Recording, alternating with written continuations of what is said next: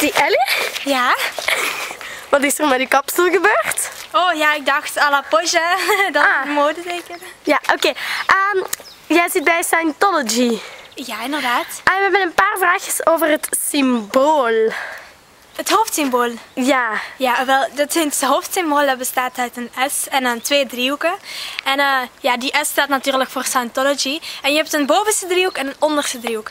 De bovenste driehoek dat staat voor dus kennis, controle en verantwoordelijkheid. En de onderste driehoek staat dus voor realiteit, affiniteit en communicatie. Oké, hartelijk dank en Graag gedaan. tot nog eens. Doei.